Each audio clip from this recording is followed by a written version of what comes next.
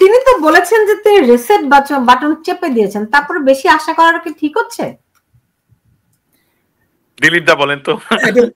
আসলে আমরা জাহাঙ্গীর ভাই খুব দক্ষ সাংবাদিক এবং নিশ্চয় সুলতান আপনারা আপনি রয়েছেন, আপনারা সবাই বলেছেন একটা জিনিস দেখুন, আমার তো যেটা ফান্ডামেন্টাল প্রশ্ন যেটা হলো ডক্টর ইউনূস উনি আপহোল্ড দ্য কনস্টিটিউশন, উনি যে ওথ নিয়েছেন, he doesn't believe in a constitution, he doesn't believe in a বাংলাদেশের ইন্ডিপেন্ডেন্স। উনি কি বলে আপনি চায়না যাবেন না কোথায় যাবেন বলেন? উনার কাছে 26শে মার্চ কি 16ই ডিসেম্বর কি 21শে ফেব্রুয়ারি কি উনি তো বেসিক্যালি বাংলাদেশের কোনো কিছুই সংস্কৃতি কালচার আমার তো মনে উনি he doesn't believe anything.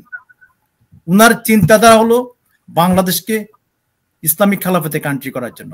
It shows all the evidence এবং 26শে মার্চ উনার জন্য ইররিলেভেন্ট। তো যদি এইরকম পরিস্থিতি হয়, আমি বলছি যে মানে আমেরিকা যদি সত্যি কঠিন একটা অবস্থান নেয়, সেই ক্ষেত্রে ধরেন আমরা দেখেছিলাম যে মাহফুজ আলম সরকারের এখন তথ্য উপদেষ্টা, তিনি বলছিলেন যে দেশে গৃহযুদ্ধের জন্য প্রস্তুতি, গৃহযুদ্ধ শুরু হয়ে গেছে বা হবে, এরকম কোন বিষয় কি হতে পারে? সুলতান আপা শুনেন, ইজ নট অ্যাবাউট আমেরিকা। আমরা ইচ কনসার্ন সিটিজেন, আমি মনে করি আমি বাংলাদেশ থেকে চলে আসি হয় না আবার 16 ইয়ার্স। তো বাংলাদেশের আমার দীর্ঘদিনের কোন মানে ওইরকম ভাবে আমি অনেক পরিবর্তন, আসলে হৃদয়ের সঙ্গে সম্পর্ক, দেশের সঙ্গে সম্পর্কটা হৃদয়ের। আমি রাজনীতি করি এই দেশে, কিন্তু আমি বর্তমানে বলে বাংলাদেশের ব্যাপারে এত বেশি চিন্তা করি, কারণ একটা দেশ আমি দিলীপ না, আমি কিন্তু খুব আশ্চর্য হয়েছি যে ধরেন আমি না হয় বাংলাদেশে সাংবাদিকতা করতাম, আমি সবসময় আপডেটেড, আপনি বেশি আসছি, বেশি দিনও হয়নি সেখানে। আমি যখন আপনাকে চিনি আমি দেখেছি সবসময় আপনি আমেরিকার রাজনীতি নিয়ে কাজ করেন, গবেষণা করেন, মানে পড়াশোনা করেন, হোয়াট এভার।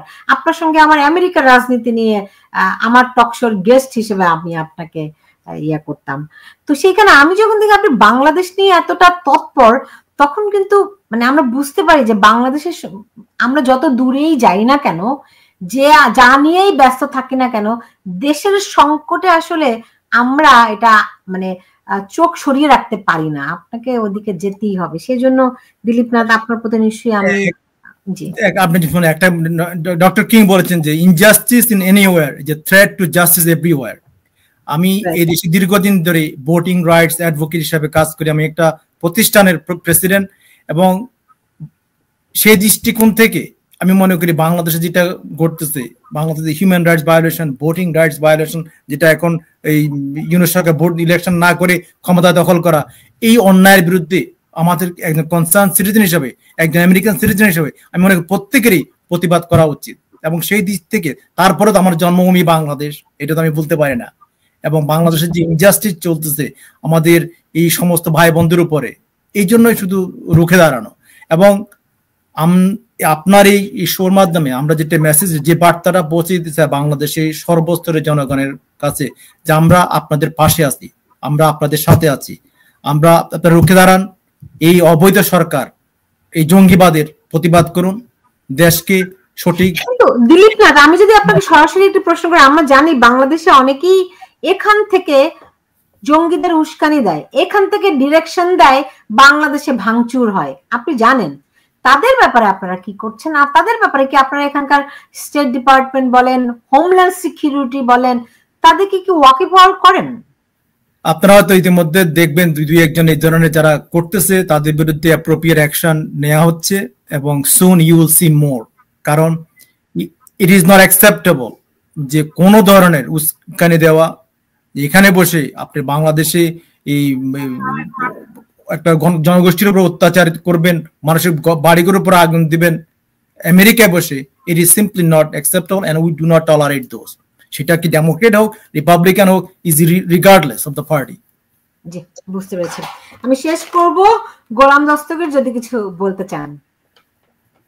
আপনার মাধ্যমে আমিও বাংলাদেশের সকল মানুষকে জানাতে চাই যে ওয়াশিংটন ডিসিতে অবস্থান করে বাংলাদেশের কোন পক্ষের পক্ষেই আমি কাজ করছি না, আমি বাংলাদেশের পক্ষে কাজ করছি। আমি আমার কাজটি করা হয় বাংলাদেশের মানুষের যাতে শান্তিতে বসা হয়। ডক্টর ইউনূস যদি কালকে বাংলাদেশের সুশাসন প্রতিষ্ঠা করেন, তাহলে সবার আগে ওনার বিরুদ্ধে বা ওনার পক্ষে প্রশ্ন করার কোনো কারণ থাকে না, কারণ আমাদের কাজ হলো যেখানে journalism is not a crime.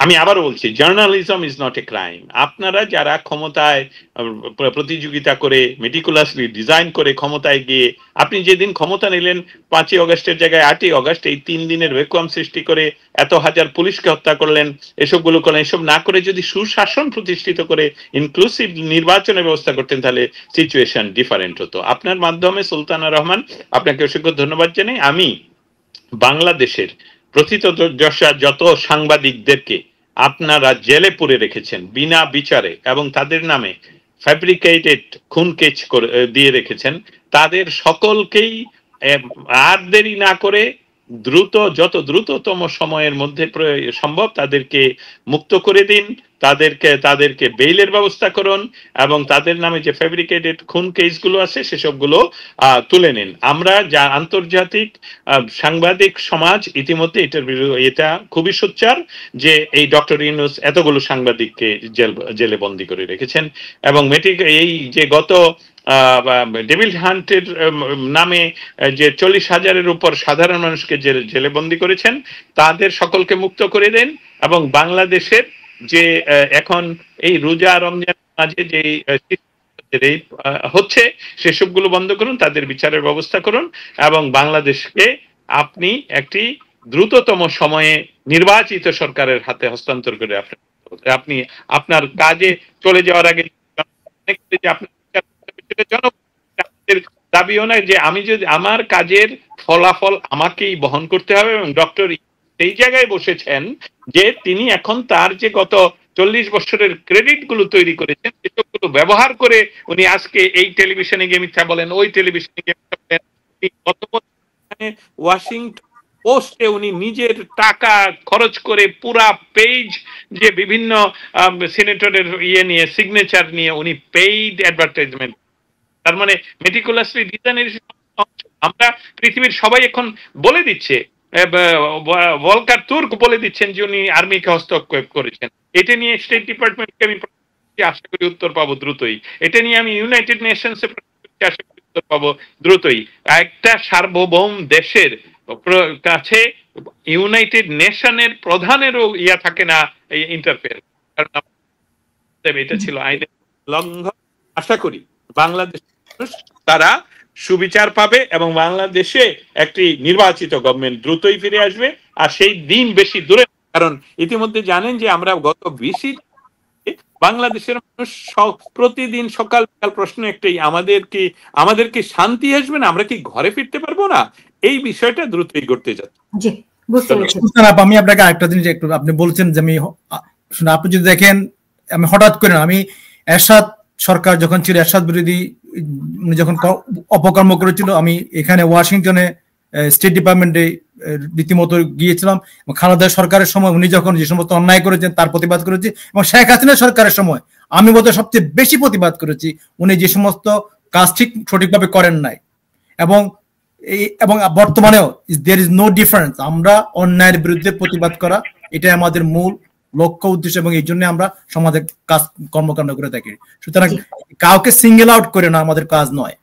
জি, বুঝতে পেরেছি। ডক্টর দিলীপনাথ এবং গোলাম দস্তগীর জাহাঙ্গীর, আপনাদের দুজনকে অনেক ধন্যবাদ জানাচ্ছি আমার সঙ্গে আজকে যুক্ত হওয়ার জন্য। যাই হোক না কেন, বাংলাদেশের জন্য মঙ্গল হোক, এটাই আমাদের সবসময় কামনা থাকে। বাংলাদেশে সত্যি সত্যি যেভাবে করে আইন শৃঙ্খলা পরিস্থিতির অবনতি হয়েছে, এটি সত্যি সত্যি মারাত্মক উদ্বেগজনক। যেভাবে করে জঙ্গিরা প্রকাশ্য ঘোরাফেরা করে, মিছিল করে, নারীদেরকে উত্ত্যক্ত করে, তাদেরকে নানাভাবে নির্যাতন করে, এগুলি অসহনীয়। এবং নারীদের অবস্থা মনে হয় সবচেয়ে মানে শোচনীয়। ঘরে ঘরে ধর্ষণের মহামারী দেখা দিয়েছে। এমনকি নারীরা প্রকাশ্য ঘর থেকে বের হতে ভয় পায়, সন্ধ্যার পরে তো বের হওয়ার প্রশ্নই আসে না। এইরকম একটি অবরুদ্ধ শ্বাসরুদ্ধকর পরিস্থিতি বাংলাদেশের নারীদের জন্য। কারো কোনো কোথাও নিরাপত্তা নেই এবং সরকারের তরফ থেকে কোন রকম শক্ত হাতে এইসব আইন শৃঙ্খলা নিয়ন্ত্রণ করারও কোনো প্রচেষ্টা লক্ষ্য করা যায় না। সামগ্রিকভাবে সেনাপ্রধানকে আমরা দেখেছি তিনি হুঁশিয়ারি দিয়েছিলেন, এনাফ ইজ এনাফ বলেছেন।